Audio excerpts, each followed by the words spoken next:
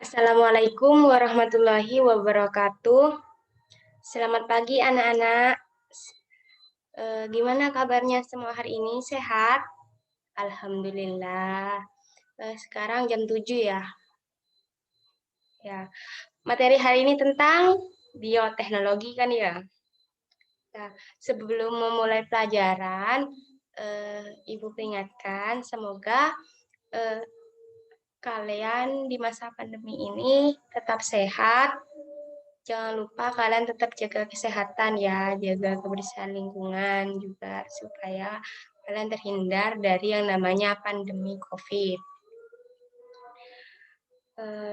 Sebelum memulai pada pembelajaran kali ini, mari kita berdoa menurut keyakinan kita masing-masing.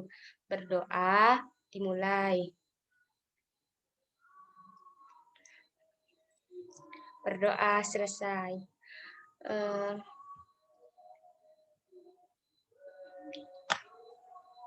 Izin share screen dulu ya. Setelah saya sunscreen, jangan lupa dengerin PPT yang sudah saya buat, catat, pahami, dan apabila ada yang ditanyakan, silakan ditanyakan.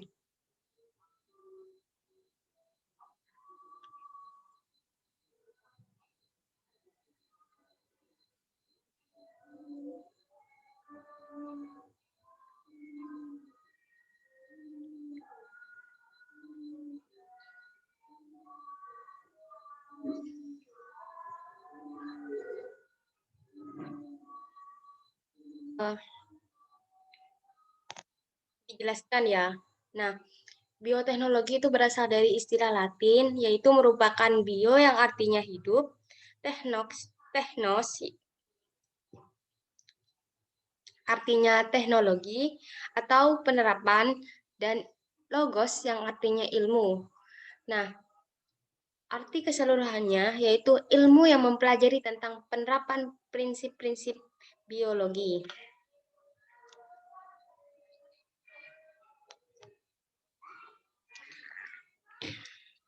Bioteknologi itu bisa didefinisikan sebagai cabang ilmu biologi yang mempelajari tentang sebuah pemanfaatan makhluk hidup maupun produk dari makhluk hidup dalam sebuah proses produksi untuk menghasilkan suatu barang dan jasa yang dapat digunakan oleh manusia. Nah, ilmu-ilmu pendukung dalam bioteknologi itu tadi terbagi menjadi 6 ya, terbagi menjadi 6. Yang pertama, mikrobiologi, biokimia, genetika, biologi sel, teknik kimia, dan enzimologi. Nah, yang pertama, mikro mikrobiologi. Nah, mikrobiologi ini merupakan sebuah cabang dari ilmu biologi yang mempelajari tentang mikroorganisme yang biasanya menggunakan objek kajian semua makhluk yang perlu dilihat dengan mikroskop. Khususnya itu seperti bakteri, fungi, alga mikroskopik, protozoa, dan archaea. Nah, selanjutnya itu tentang biokimia. Tentang biokimia ya. Nah, biokimia itu lebih ke ilmu yang mempelajari tentang proses-proses kimia yang biasanya ada di dalam tubuh dan yang berhubungan dengan organisme makhluk hidup. Nah, sebagai subdisiplinnya itu biologi dari sebagai disiplin dari biologi dan kimia. Biokimia itu biasanya dibagi menjadi 3 bidang. Yang pertama itu biologi struktural, enzim, dan juga metabolisme. Nah, selanjutnya itu genetika. Genetika itu sebuah cabang ilmu yang mempelajari tentang suatu pewarisan sifat gen pada suatu organisme maupun suborganisme. Nah, kalau secara singkat itu juga bisa dikatakan sebagai ilmu tentang gen atau segala aspeknya. Nah, selanjutnya itu tentang biologi sel. Sambil dicatat ya, biar pas ulangan nanti bisa dibuat belajar. Biologi sel itu merupakan suatu cabang biologi yang secara khusus mempelajari tentang sebuah sel dengan memanfaatkan sebuah lensa optik dan mikroskop. Nah, selanjutnya itu teknik kimia. Selanjutnya, teknik kimia. Teknik kimia itu merupakan cabang ilmu teknik atau rekayasa yang mempelajari tentang sebuah pemrosesan bahan mentah menjadi barang yang lebih berguna. Dapat seperti berupa barang ataupun seperti berupa barang jadi maupun barang setengah jadi ya. Selanjutnya bagian enzimologi. Nah, enzimologi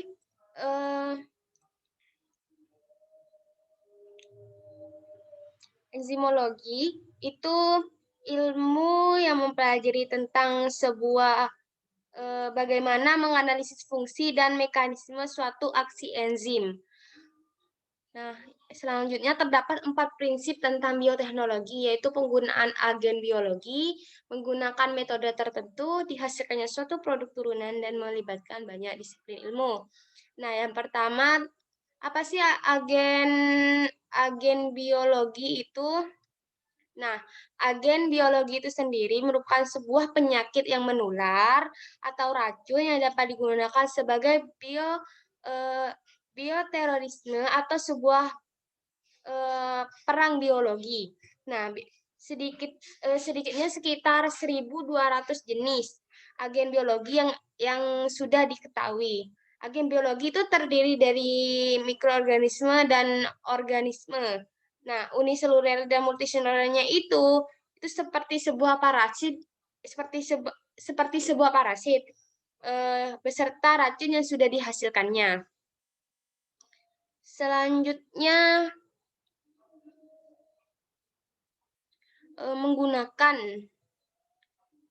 menggunakan metode tertentu. Menggunakan metode tertentu itu maksudnya di dalam sebuah penelitian itu terdapat metode. Nah, dasarnya itu dalam meneliti sebuah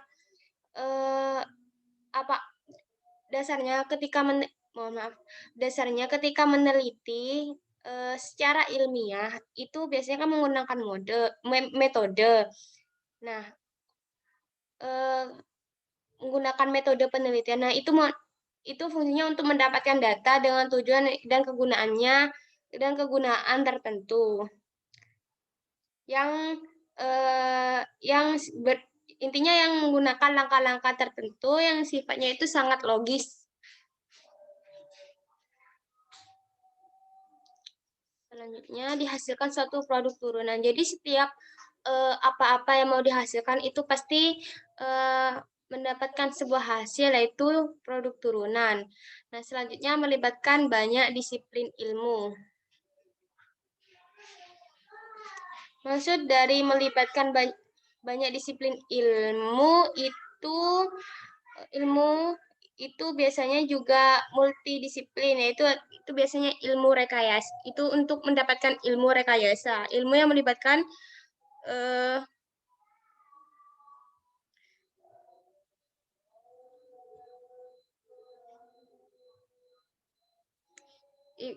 ilmu yang melibatkan apa itu? Melibatkan banyak disiplin ilmu. Nah, contohnya itu menggunakan alat komunikasi tradisional dan modern ilmu rekayasa. Menurut perkembangan itu terbagi menjadi 2 jenis ya. Yang pertama bioteknologi konvensional atau secara sederhana dengan bioteknologi modern. Nah, yang pertama itu bioteknologi konvensional itu manfaatkan organisme secara langsung yang menggunakan barang jasa bagi manusia yang melalui fermentasi. Bioteknologi konvensional biasanya dilakukan secara sederhana.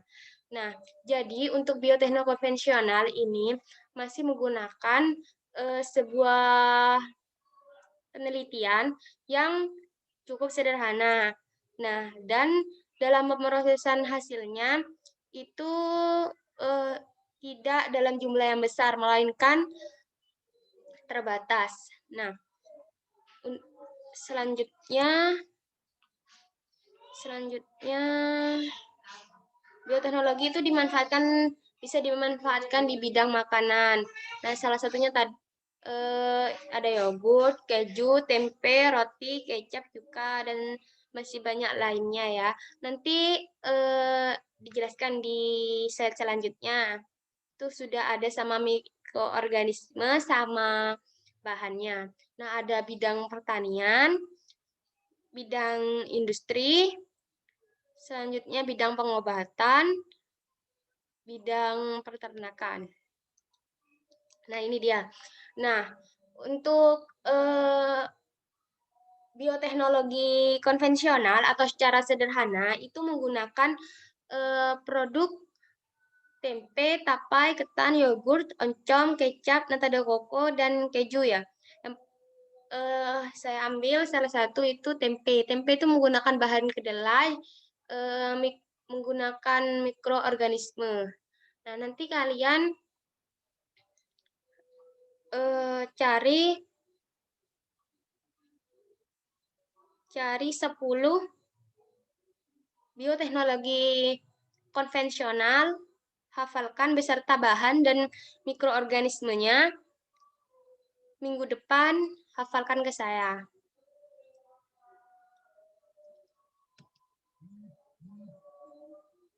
Nah, selanjutnya bioteknologi modern. Nah, bioteknologi modern itu biasanya menggunakan teknik rekayasa genetik.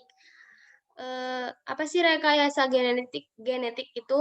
Nah, rekayasa genetik itu biasanya sebuah kegiatan yang yang menggunakan manipulasi gen untuk mendapatkan sebuah produk baru dengan menggunakan cara membuat DNA yang baru.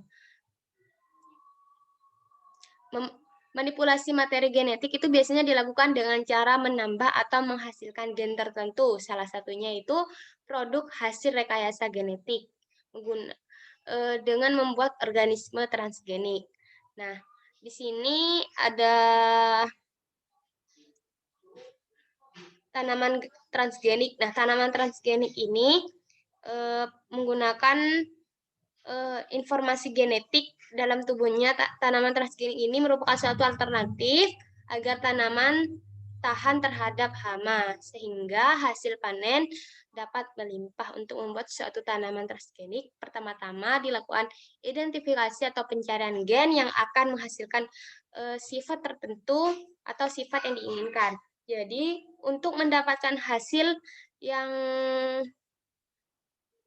cocok untuk tanaman transgenik, jadi perlu dilakukannya sebuah penelitian terkait identifikasi atau pencarian gen. Dan nanti penelitian tersebut mencari gen yang sesuai dengan tanaman transgenik tersebut, supaya tanaman itu tahan terhadap semua hama dan mendapatkan hasil panen yang melimpah.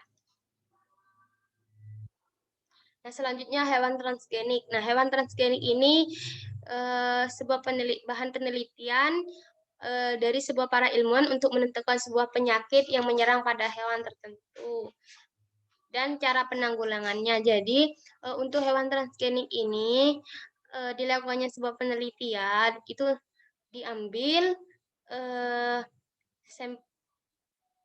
sampel darahnya, sampel darah. Intinya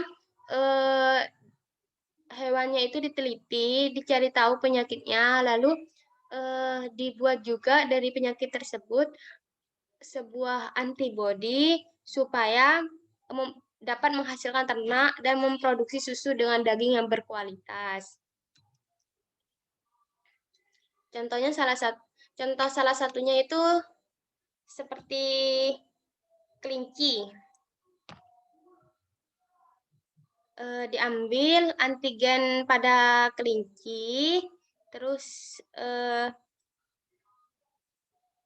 dikembangkan aktivitas antigennya, terus plasma B. Waduh. Nah, setelah itu baru menghasilkan